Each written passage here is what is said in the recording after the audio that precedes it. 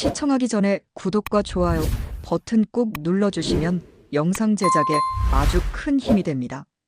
중국이 반값 가격으로 한국을 이기려 했습니다. 그러나 첫 항해 18시간 만에 바다 위에서 폭발이 일어났습니다. 같은 설계도 같은 크기의 LNG선. 하지만 0.001 차이가 모든 것을 갈랐습니다. 전 세계는 충격에 빠졌고 조선 강국 한국의 기술을 다시 보게 되었습니다. 저는 그 참사의 중심에 있던 독일 해운사 임원 에릭 슈나이더입니다. 왜 중국의 배만 폭발했을까요? 오늘 바다가 말해준 진실을 공개합니다. 2025년 3월 15일 독일 함부르크의 제 사무실 창밖엔 엘베강이 흐르고 있었습니다. 3월의 차가운 햇살이 강물 위를 미끄러지듯 흐르던 그 오후였습니다. 창문 너머로 보이는 항구의 크레인들이 천천히 움직이고 있었죠. 수십 척의 한국산 화물선이 들어오고 나가는 모습을 저는 매일 바라봤죠. 그 배들은 언제나 정확했습니다. 약속된 시간에 도착하고 약속된 시간에 떠났습니다. 현대, 삼성, 한진의 이름을 단 배들은 모두 신뢰라는 단어로 수렴되었습니다. 그것은 제가 30년간 이 업계에서 배운 공식이었고 의심해 본 적 없는 진리였습니다. 그런데 그날 비서 안나가 다급하게 문을 열고 들어왔습니다. 그녀는 보통 침착한 사람이었습니다. 15년간 함께 일하며 목소리를 높이는 법이 없었죠. 그런 그녀의 얼굴에 당혹스러움이 스쳐 지나갔습니다. 중국에서 손님이 오셨습니다. 사전 예약은 없었습니다. 안나의 목소리에는 미묘한 긴장이 깔려 있었습니다. 우리 회사는 원칙적으로 예약 없는 미팅을 받지 않았습니다. 정장 차림의 리젠 부회장이 들어섰습니다. 그는 키가 크고 어깨가 넓었으며 걸음걸이에는 군인 같은 절도가 있었습니다. 정확히 60대 초반으로 보였습니다. 눈빛에는 자신감이 깃들어 있었어요. 아니, 자신감 이상이었습니다. 그것은 이미 승리를 확신한 사람의 눈빛이었습니다. 그는 자리도 제대로 앉기 전에 서류 가방에서 한 장의 계약서를 꺼내 책상 위에 밀어놓았습니다. 계약서는 두꺼웠습니다. 100페이지는 좋게 되어 보였고 표지에는 금색 글씨로 비밀이라고 적혀 있었습니다. LNG 운반선 10척 발주 총 계약 규모 2조 원. 숫자가 눈앞에서 춤을 췄습니다. 우리 회사의 연간 매출이 4조 원이었으니 이 계약 하나가 전체 매출의 절반에 육박하는 규모였습니다. 게다가 가격은 한국조선소의 반가. 한국조선소에 맡기면 총 2조 원이 드는 프로젝트였습니다. 그런데 리젠이 제시한 가격은 1조 원. 정확히 9천억 원을 절약할 수 있는 제안이었습니다. 납기 또한 36개월, 18개월. 보통 LNG 운반선 한 척을 건조하는 데는 3년이 걸립니다. 그런데 중국은 18개월이면 가능하다고 했습니다. 시간은 곧 돈이었습니다. 저는 숨이 막혔습니다. 가슴이 두근거렸고 손바닥에는 땀이 맺혔습니다. 9천억. 9천억. 그 단어가 머릿속에서 메아리쳤습니다. 우리 회사 3년치 순이익을 아낄 수 있는 기회였으니까요. 작년 우리 회사의 순이익은 3천억 원이었습니다. 즉, 이 계약 하나로 3년치 이익을 단번에 손에 쥘 수 있다는 뜻이었습니다. 만약 이 계약을 따낸다면 저는 업계의 영웅이 될 수 있었습니다. 유럽 해운업계 전체가 제 이름을 기억할 것입니다. 9천억을 절약한 남자. 상상만으로도 가슴이 뛰었습니다. 하지만 한 가지 머릿속에서 떠나지 않는 의문이 있었습니다. 그것은 작은 속삭임 같았습니다. 희미하지만 계속해서 제 의식 한편을 간지렸습니다. 너무 좋은 조건 아닌가.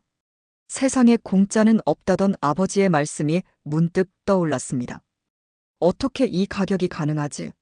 한국도, 일본도, 미국도 못하는데. 저는 리젠을 바라보며 조심스럽게 물었습니다. 제 목소리에는 의구심이 묻어 있었습니다. 그러나 동시에 저는 그가 저를 설득해 주기를 바라고 있었습니다. 리젠은 미소를 지으며 말했습니다. 그의 미소는 온화했지만 어딘가 계산된 느낌이 있었습니다. 복제는 혁신보다 빠르고 확실합니다. 한국 기술은 이제 우리가 더 잘합니다.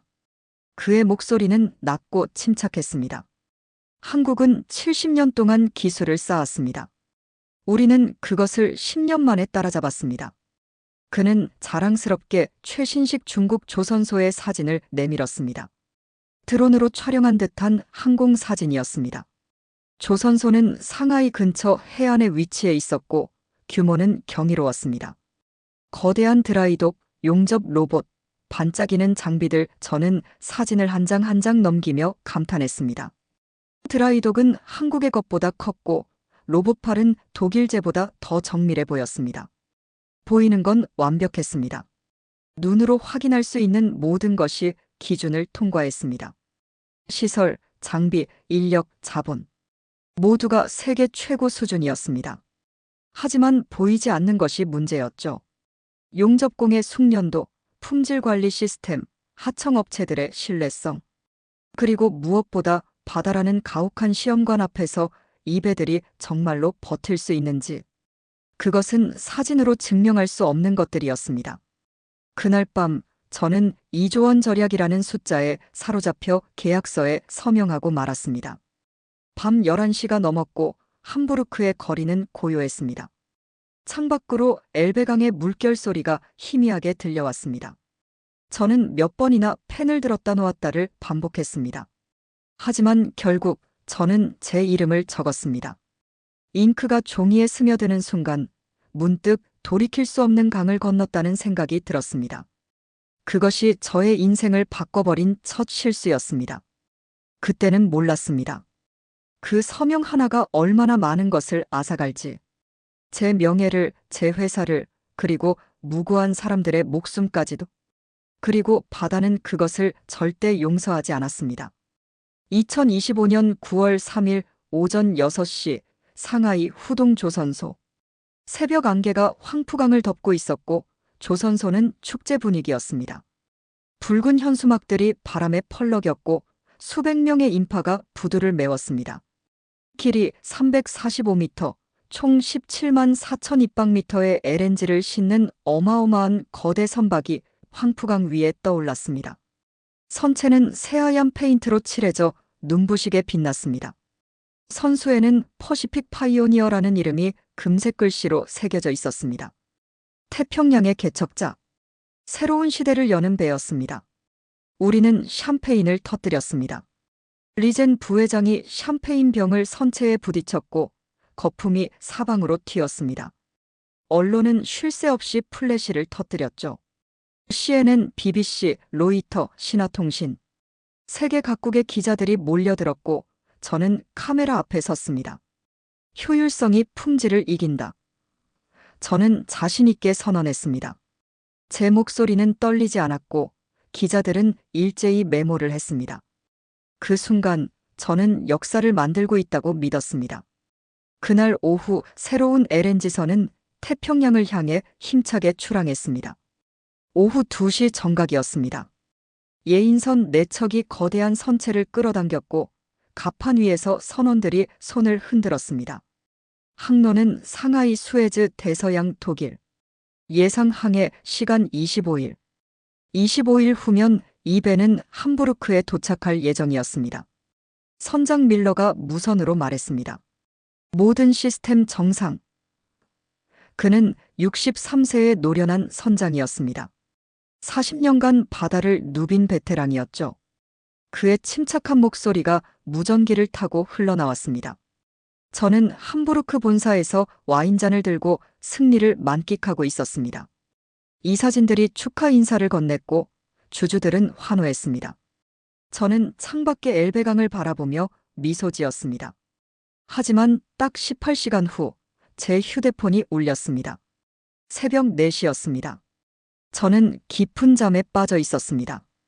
화면에는 선장 밀러라는 이름이 떠 있었고 불길한 예감이 스쳤습니다. 1번 화물창에서 이상 진동이 감지되고 있습니다. 밀러의 목소리는 더 이상 침착하지 않았습니다. 긴박했고 떨리고 있었습니다. 배경으로 경보음이 들렸습니다. 냉각가스 누출, 영하 162가 넘어야 할 화물창 온도가 150까지 상승. 저는 침대에서 벌떡 일어나 노트북을 켰습니다. 원격 모니터링 시스템에 접속했고 손이 떨렸습니다. 화면 곳곳이 붉은색 경고등으로 물들어갔습니다. 1번 화물창, 2번 화물창, 압력 이상, 온도 이상. 숫자들이 미친 듯이 변하고 있었습니다. 급저온 상태에서 10 이상승은 죽음을 의미합니다. LNG는 영하 162에서 액체 상태를 유지합니다. 온도가 올라가면 기화되고 압력이 치솟고 그리고 폭발합니다. 오전 11시 15분 3번 화물창에서도 압력이 치솟기 시작했습니다. 저는 여전히 모니터 앞에 앉아 있었습니다. 커피를 7잔째 마셨고 전화는 끊이지 않았습니다. 이 사진, 보험사, 언론.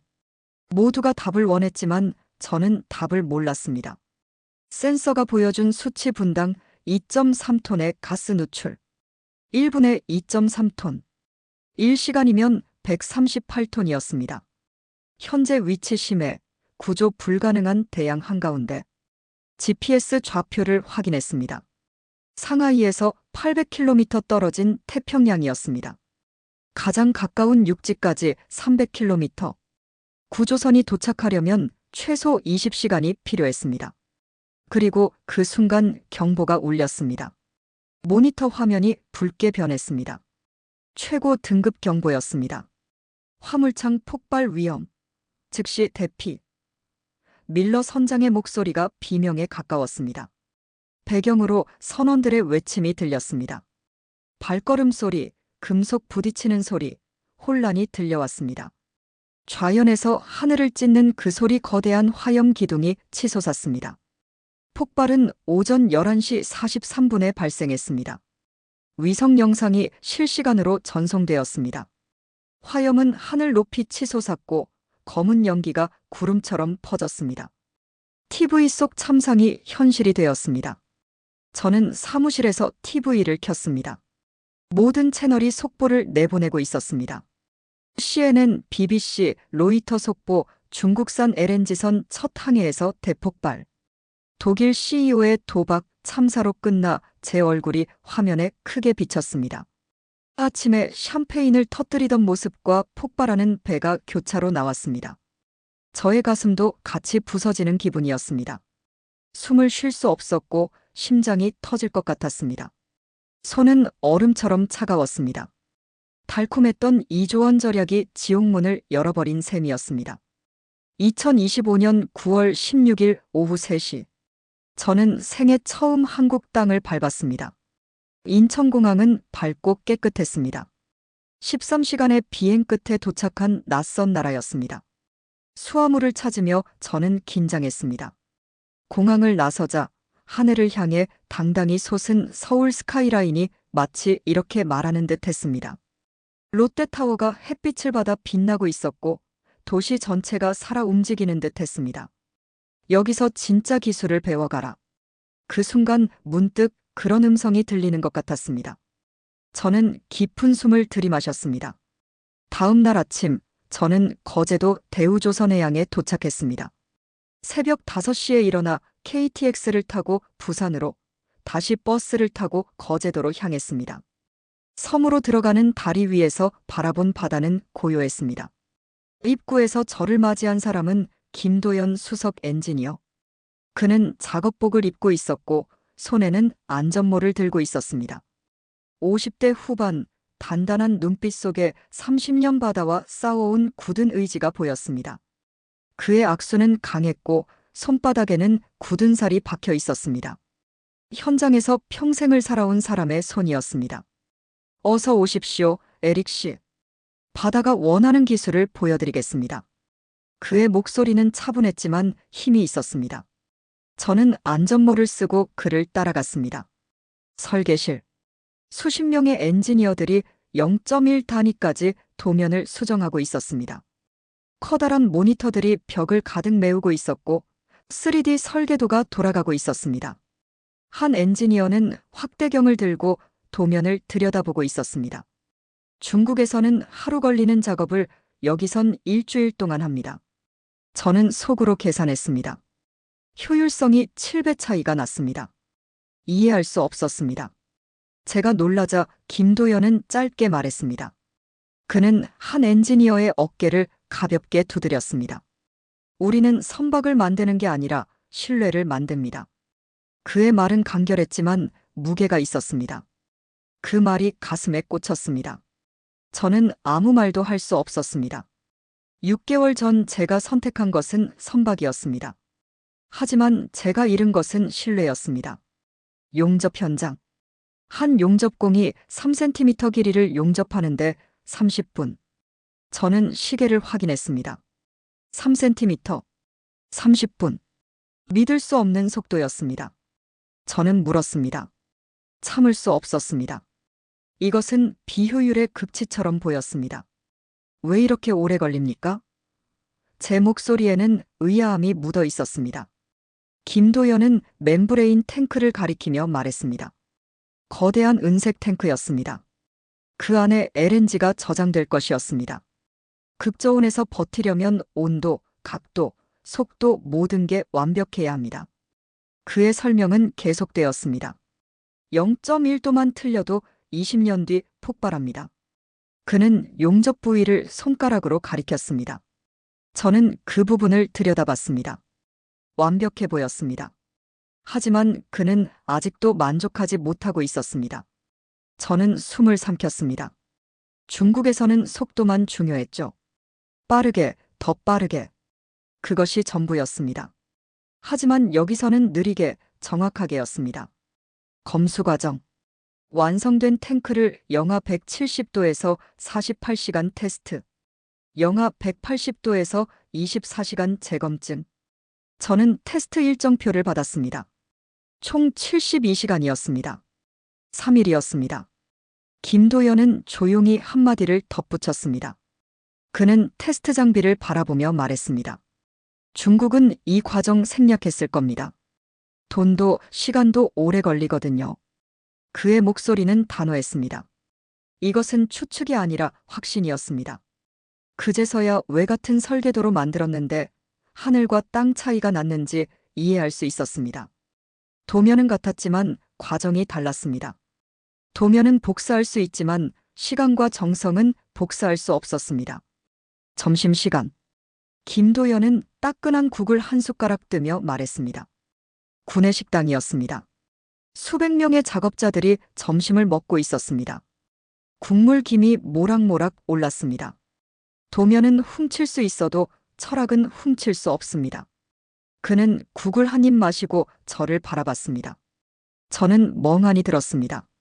그 말은 리젠이 보낸 메시지와 똑같은 이야기였습니다. 도면과 영혼. 똑같은 깨달음이었습니다. 패배한 자와 승리한 자가 같은 진실을 말하고 있었습니다. 그 순간 제 머릿속엔 단 하나의 문장만 남았습니다.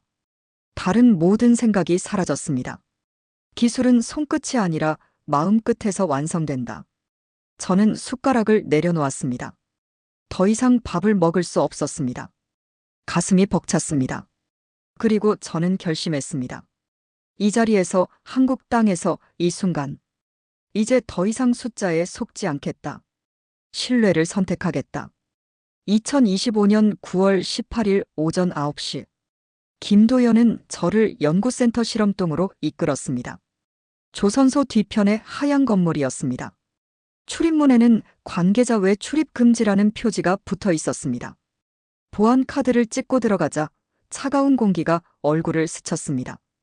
거기엔 두 개의 탱크 모형이 나란히 서 있었습니다. 각각 높이 3m, 지름 2m 정도 되는 원통형 구조물이었습니다. 실제 크기의 10분의 1 축소 모형이라고 했습니다. 왼쪽 한국산 멤브레인, 오른쪽 중국산 멤브레인 표지판이 각각 붙어 있었습니다. 저는 두 탱크 사이를 천천히 걸으며 관찰했습니다. 겉보기엔 도저히 구별할 수 없을 정도로 닮아 있었습니다. 똑같은 은색 광택이었고 똑같은 용접 라인이 보였으며 똑같은 두께의 강철이었습니다. 만약 표지판이 없었다면 저는 절대 구별하지 못했을 것입니다. 하지만 진짜 차이는 바다가 말해줄 거였습니다. 김도연의 목소리가 낮게 깔렸습니다. 그는 제어실을 가리켰습니다. 실험 시작. 두 탱크에 동시에 영하 196도씨 액화질소 투입. 두 명의 기술자가 제어판 앞에 섰습니다. 카운트다운이 시작되었습니다. 3, 2, 1. 밸브가 열렸습니다. 처음 30분 모두 정상. 모니터에는 온도 그래프가 떠 있었습니다. 두 선이 나란히 하강했습니다. 저는 숨을 죽이고 화면을 바라봤습니다. 1시간 경과. 중국산 탱크에서 0.02mm 진동 감지. 작은 삐 소리가 울렸습니다. 기술자가 센서 수치를 확인했습니다. 저는 긴장했습니다. 3시간 경과. 경고음이 울렸습니다. 이번에는 더 크고 날카로운 소리였습니다. 붉은색 경고등이 깜빡이기 시작했습니다. 진동 수치 0.1mm, 1.0mm. 급상승 표면 곳곳에 서리가 불규칙하게 맺혔습니다. 저는 중국산 탱크에 다가갔습니다. 표면을 자세히 들여다봤습니다. 서리 패턴이 고르지 않았습니다. 단열 불량. 김도연이 짧게 말했습니다. 열이 새고 있다는 뜻이었습니다. 한국산 탱크는 여전히 무반응, 완벽한 정적이었습니다. 경고음도 진동도 불규칙한 서리도 없었습니다. 그저 조용히 완벽하게 서 있었습니다. 저는 입을 다물 수 없었습니다. 두 탱크는 똑같아 보였지만 완전히 달랐습니다. 겉과 속이 이토록 다를 수 있다니. 용접 분석. 현미경 관찰 결과가 충격적이었습니다. 김도연이 현미경 화면을 대형 스크린에 띄웠습니다. 1000배 확대 영상이었습니다. 한국 용접선이 실크처럼 매끄러움 거의 일직선이었습니다. 경계가 보이지 않을 정도로 완벽하게 융합되어 있었습니다. 중국 미세기공과 불순물 다수 발견 화면에는 작은 구멍들이 점점이 박혀 있었습니다. 검은 점들도 보였습니다. 김도연이 말했습니다. 그는 레이저 포인터로 기공 하나를 가리켰습니다. 0.001mm 차이가 생과 사를 가릅니다. 0.001mm. 머리카락 굵기의 100분의 1이었습니다. 저는 태평양 한가운데서 터져버린 그 지옥 같은 폭발을 떠올렸습니다. 화염, 비명, 바다에 가라앉는 선체. 그 모든 것이 0.001mm에서 시작되었던 것입니다. 바다가 증명한 진실. 중국은 겉모양만 베낀 겁니다. 도면은 복사했지만 정성은 복사하지 못했습니다. 재료 분석. 엑스레이 검사 결과 중국산 강철 불순물 함량 한국의 3배. 화면에는 2개의 엑스레이 이미지가 나란히 떠 있었습니다. 한국산은 균일한 회색이었고 중국산은 얼룩덜룩했습니다. 김도연이 조용히 말했습니다.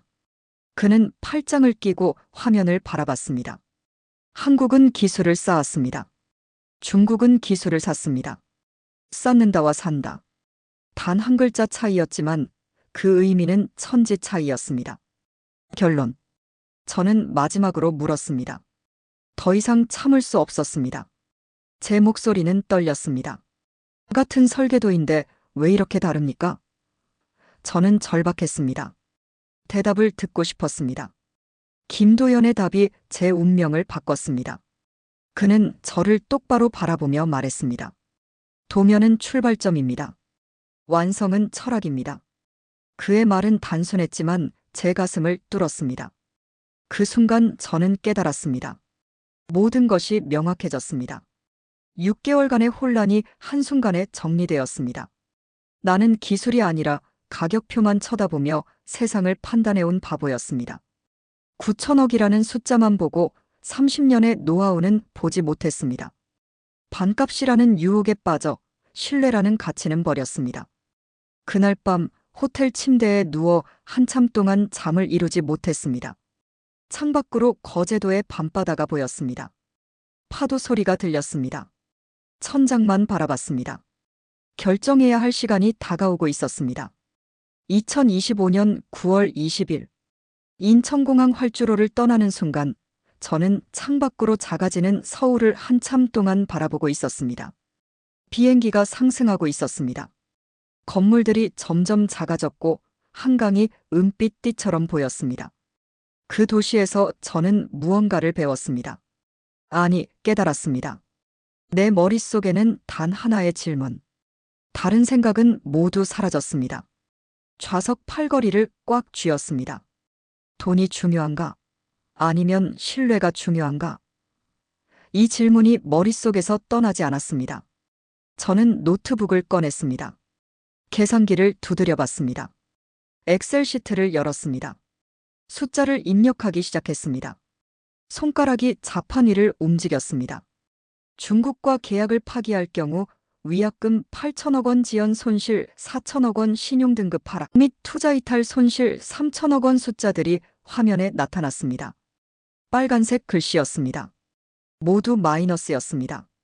총 손실 1조 5천억 원 1조 5천억. 저는 이 숫자를 몇 번이나 확인했습니다. 계산 착오가 있을까 싶어서였습니다. 하지만 결과는 같았습니다. 이사회에서 내가 이걸 통과시켜야 한다니. 15명의 이사진을 설득해야 했습니다.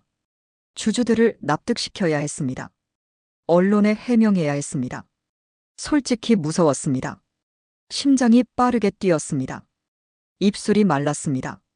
노트북 화면만 멍하니 바라봤습니다. 하지만 한국에서 본 것들이 계속 떠올랐습니다. 김도연의 얼굴, 용접공의 손, 실험실의 두 탱크. 그 모든 장면들이 파노라마처럼 지나갔습니다. 김도연의 목소리. 바다는 정직한 사람만 받아들입니다.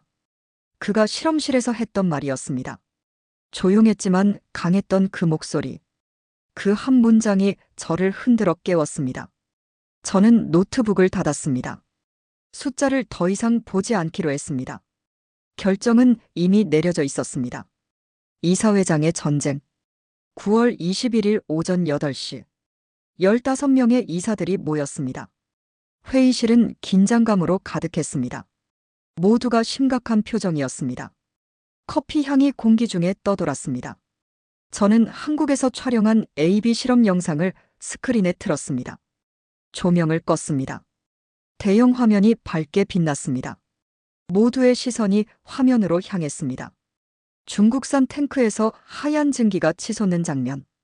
경고음이 울렸고 붉은 경고등이 깜빡였습니다. 누군가 숨을 삼키는 소리가 들렸습니다. 그리고 한국산 탱크는 흔들림 없이 침묵. 아무 일도 일어나지 않았습니다. 완벽한 정적이었습니다. 대조가 극명했습니다. 회의실 뒤편에서 누군가 중얼거렸습니다. 나이든 이사였습니다. 목소리는 작았지만 회의실에 울려 퍼졌습니다. 이게 우리가 선택한 기술이었다니 탄식이었습니다. 자책이었습니다. 침묵이 흘렀습니다. 저는 말했습니다. 마이크를 잡았습니다. 목소리에 힘을 실었습니다. 더 이상 망설이지 않았습니다. 싼 선택은 이미 우리에게 지옥을 보여줬습니다. 태평양 폭발 장면 사진을 띄웠습니다. 화염, 연기, 기울어지는 선체. 이제 정직한 기술을 삽시다. 한국을 선택합시다. 제 목소리는 떨렸지만 단호했습니다. 이사들의 얼굴을 하나하나 바라봤습니다. 표결 결과 9대 6 찬성으로 통과. 찬성 9표, 반대 6표. 간발의 차이였습니다. 하지만 통과는 통과였습니다. 저는 깊게 숨을 들이켰습니다. 손이 떨렸습니다. 탁자 위에 물컵을 집으려다 거의 쏟을 뻔했습니다. 그러나 그 떨림은 두려움이 아니라 확신의 떨림이었습니다. 저는 옳은 일을 했습니다. 비록 비싼 대가를 치르더라도. 국제전화 거제도. 김도연 수석 엔지니어님. 회의가 끝난 직후 저는 사무실로 달려갔습니다. 국제전화를 걸었습니다. 신호음이 3번 울렸습니다. 통역을 사이에 두고 저는 떨리는 목소리로 말했습니다. 한국어를 못했기에 영어로 말하고 통역이 전달했습니다. 한국 조선소와 10년 장기 계약을 체결하고 싶습니다. 10년. 장기 계약이었습니다. 단순 발주가 아니라 파트너십이었습니다. 그는 잠시 말이 없었습니다. 그리고 조용히 대답했습니다. 통역을 통해 그의 목소리가 들려왔습니다. 정직하게 걸어오신 길을 환영합니다. 그의 말은 간결했습니다. 하지만 무게가 있었습니다. 인정이었습니다. 환대였습니다. 저는 고개를 숙였습니다. 눈가가 뜨거워졌습니다. 전화기를 든 손이 떨렸습니다. 목이 메었습니다. 그 순간 알았습니다. 6개월간의 여정이 끝났습니다. 아니, 새로운 여정이 시작되었습니다. 나는 기술을 사는 것이 아니라 정직한 파트너를 선택한 것입니다. 가격표가 아니라 가치를 선택했습니다. 효율이 아니라 신뢰를 선택했습니다. 그리고 그 선택이 세상을 바꿀 것이라는 걸. 2025년 9월 25일 서울 롯데호텔 43층 그랜드 볼룸이었습니다. 샹들리에가 천장에서 빛나고 있었고 창밖으로는 남산타워가 보였습니다. 이곳에 100여 명의 인파가 모여 있었습니다. 수많은 카메라와 기자들이 플래시를 터뜨리고 있었습니다. 로이터, BBC, CNN, NHK, 신화통신. 세계 각국의 언론이 모였습니다. 마이크 수십 개가 연단을 향하고 있었습니다. 그 앞에서 저는 떨리는 손으로 서류에 서명했습니다. 펜을 쥔 손이 떨렸습니다. 잉크가 종이에 스며들었습니다. 제 이름 옆에 김도연의 이름이 나란히 적혔습니다. 독일 해운사 대한민국 조선소 10년 장기 계약 체결. 총 4조 원 규모. 4조 원. 10년. 이것은 단순한 발주가 아니었습니다. 파트너십이었습니다. 신뢰의 선언이었습니다. 기자들이 질문 공세를 퍼부었습니다. 서명이 끝나자마자 손이 일제히 올라갔습니다. 질문들이 쏟아졌습니다. 왜 더 비싼 한국을 택했습니까? 1조 5천억 원 손실 감수할 가치가 있나요? 영어, 독일어, 프랑스어로 질문이 이어졌습니다. 통역이 바쁘게 움직였습니다. 저는 단호하게 말했습니다. 마이크 앞에 섰습니다. 깊은 숨을 들이마셨습니다. 그리고 또박또박 말했습니다. 기술은 가격이 아니라 신뢰입니다. 바다는 정직한 사람만 받아들입니다. 김도연이 제게 했던 말이었습니다. 이제 그 말을 세계에 전했습니다. 순간 장내는 조용해졌고 카메라 셔터 소리만 들렸습니다. 찰칵, 찰칵, 찰칵. 100개 이상의 카메라가 일제히 저를 향했습니다. 침묵이 흘렀습니다. 무게 있는 침묵이었습니다. 그리고 시작된 도미노. 일주일 후 정말 믿기 어려운 보고들이 제 사무실로 날아들었습니다. 이메일이 쏟아졌고 팩스가 끊이지 않았으며 전화벨이 멈추지 않았습니다. 비서 안나가 숨가쁘게 보고서를 들고 들어왔습니다. 노르웨이 최대 해운사 중국과 계약 12척 전면. 취소 프랑스 CMA CGM 중국 발주 보류 일본 상선 미쓰이 중국 조선소 협력 중단 하나씩 읽을 때마다 심장이 두근거렸습니다. 이것은 단순한 계약 취소가 아니었습니다. 패러다임의 전환이었습니다. 거대한 자본과 시장이 한국으로 방향을 틀기 시작했습니다. 조선업계 지도가 다시 그려지고 있었습니다. 10년 만에 일어나는 대변화였습니다. 10월 10일 미국의 선택. CNN 속보. 오후 3시 제 사무실 TV에서 속보 자막이 떴습니다. 빨간색 띠가 화면 하단을 가로질렀습니다. 미국 쉐니어, 한국 조선소의 20척 발주 8조 원 규모 계약. 20척. 8조 원. 저는 TV 앞에 멈춰 섰습니다. 미국이 움직였습니다. 기자회견에서 CEO 소니아의 발언이 화제였습니다. 그녀는 50대 초반의 여성 CEO였습니다. 휴스턴에서 생중계되는 화면이었습니다. 우리는 가장 안전한 배를 선택합니다. 가격이 아니라 생명을 지켜줄 기술을. 그녀의 말은 명확했습니다. 가격이 아니라 가치였습니다. 미국이 움직이자 세계는 한국을 따라왔습니다. 영국, 호주, 싱가포르, 사우디아라비아. 발주가 쏟아졌습니다. 한국 조선소는 향후 3년치 물량을 확보했습니다. 조선소의 굴뚝에서는 밤낮으로 연기가 솟기 시작했고 수만 명의 노동자들이 활기를 되찾았습니다. 거제도, 울산, 거창. 조선소 도시들이 다시 살아났습니다. 용접 불빛이 밤하늘을 밝혔습니다. 한국 조선업 주가 폭등 10년 만에 황금기 제도래 세계 조선시장 점유율 NO. 1 구치기 경제뉴스는 연일 호재를 보도했습니다. 증시는 들썩였고 일자리가 창출되었습니다. 리젠이 이끄는 중국해양조선그룹은 구조조정에 들어갔습니다. 상하이 본사는 인원 감축을 발표했고 후동조선소는 가동률이 절반으로 떨어졌습니다. 그의 얼굴은 어느새 자신감이 사라지고 책임의 무게가 내려앉아 있었습니다. 제가 TV를 통해 본 그는 더 이상 6개월 전의 그가 아니었습니다. 그리고 놀라운 제안. 10월 15일. 가을비가 내리는 오후였습니다. 서울은 쌀쌀했고 하늘은 잿빛이었습니다. 리젠이 한국을 방문했습니다. 저는 그 자리에 함께했습니다. 김도연의 요청이었습니다. 대우조선해양 서울 사무소 회의실이었습니다. 그는 고개를 숙이며 말했습니다. 정장을 단정히 차려입었지만 어깨는 처져 있었습니다. 목소리는 낮고 떨렸습니다. 우리가 틀렸습니다. 기술을 훔치려 했습니다. 하지만 배워야 할 건 정직함이었습니다. 그의 눈가가 붉어졌습니다.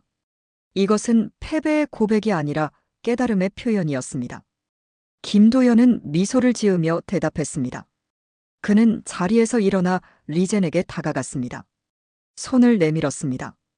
기술에는 국경이 없습니다. 정직하게 배우려는 사람에게 문은 열려 있습니다. 김도연의 손과 리젠의 손이 마주잡혔습니다. 그 순간 한국과 중국 라이벌과 경쟁자였던 두 나라가 진정한 기술 앞에서 손을 맞잡은 것이었습니다. 저는 그 장면을 바라보며 가슴이 뜨거워졌습니다. 이것이 진짜 승리였습니다. 그리고 저는 생각했습니다.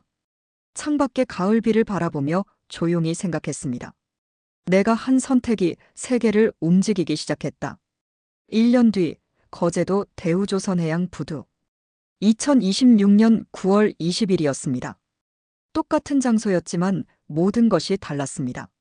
제 가슴도 제 마음도 세상도 변해 있었습니다.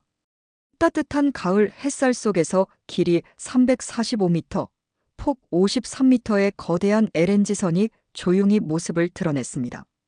선체는 눈부시게 빛났고 선수에는 오션 트러스트라는 이름이 새겨져 있었습니다.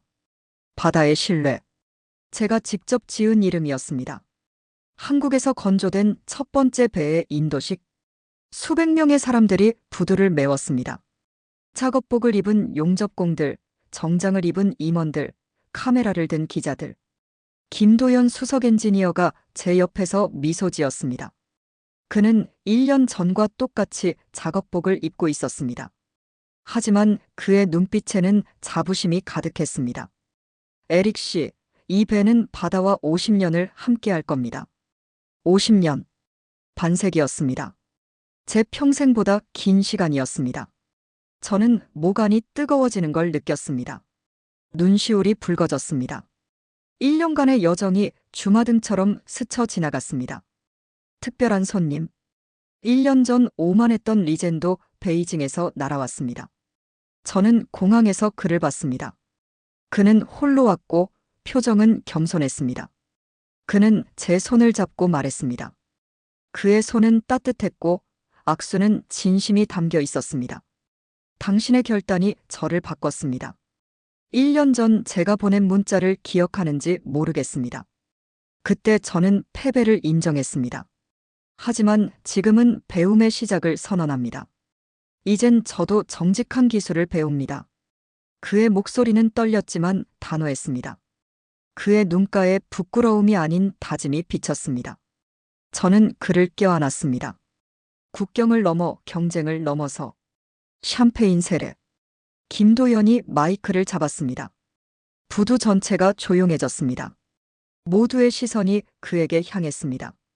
배는 단순히 철판이 아닙니다. 바다 위에 세운 약속입니다. 그의 말은 간결했지만 무게가 있었습니다. 30년 경험이 녹아든 말이었습니다. 샴페인 병이 선체에 맞는 순간 유리가 터지며 반짝이는 물보라가 하늘로 흩어졌습니다. 환호가 터졌습니다. 박수 소리가 부두를 가득 채웠습니다. 저는 작년 그 폭발 장면을 떠올렸습니다. 화염, 비명, 공포. 하지만 지금은 달랐습니다. 축복, 환호, 희망이었습니다. 그리고 속으로 말했습니다. 누구도 들을 수 없는 제 마음속 고백이었습니다. 이번 항해는 공포가 아닌 신뢰로 출발한다. 저는 눈을 감았습니다. 깊은 숨을 들이마셨습니다. 두국기. 오후 3시. 출항 시간이었습니다. 예인선들이 움직이기 시작했습니다. 부산 수에즈 대서양 같은 코스, 하지만 완전히 다른 마음. 1년 전 태평양 개척자가 갔던 그 길이었습니다. 하지만 이번에는 두려움이 없었습니다. 선미에는 태극기와 독일 국기가 나란히 휘날렸습니다. 빨강, 파랑, 검정, 노랑. 두 나라의 색이 바람에 펄럭였습니다. 동맹을 넘어 함께 바다를 누비는 동료로. 저는 배가 천천히 멀어지는 모습을 바라봤습니다. 하우저 선장은 무선을 보내왔습니다. 그는 65세의 베테랑이었습니다. 45년간 바다를 누빈 선장이었죠. 모든 시스템 정상. 출항 준비 완료. 무전기를 통해 그의 목소리가 들렸습니다. 그 목소리는 1년 전과 달리 안정과 확신에 가득 차 있었습니다. 밀러 선장의 떨리던 목소리와는 완전히 달랐습니다. 항해 소식. 12시간 후 남중국해 무사통과 첫 보고였습니다. 제 휴대폰에 메시지가 도착했습니다. 일주일 후 수에즈 운하통과 두 번째 보고였습니다. 순조로웠습니다. 25일 후 비렐름스 앞엔 도착 LNG 한 방울도 새지 않은 마지막 보고였습니다. 완벽한 항해였습니다. 사무실에서 직원들과 함께 환호가 터졌습니다. 안나가 샴페인을 터뜨렸고 모두가 축배를 들었습니다. 김도현에게서 짧은 이메일이 도착했습니다.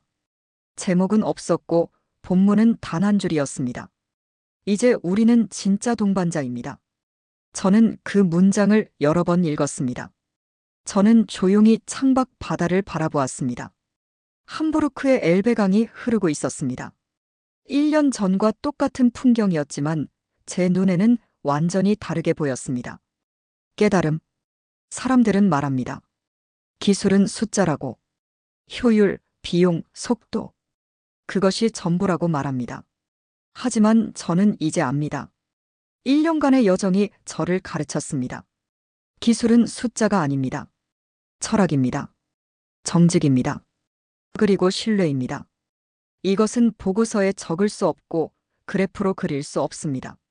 신뢰는 표로 설명할 수 없지만 바다가 가장 먼저 알아봅니다. 바다는 거짓말을 받아들이지 않습니다. 저는 오늘도 생각합니다. 매일 아침 사무실에 앉아 엘베강을 바라보며 생각합니다. 도면은 훔칠 수 있어도 철학은 훔칠 수 없다. 리젠이 보낸 문자였습니다. 패배한 자의 고백이었지만 진실이었습니다. 기술은 사는 것이 아니라 함께 만들어가는 것이다. 김도현이 가르쳐준 것이었습니다. 30년 장인의 지혜였습니다. 그리고 저는 확신합니다. 더 이상 의심하지 않습니다. 정직한 기술은 언제나 바다 위에서 증명된다.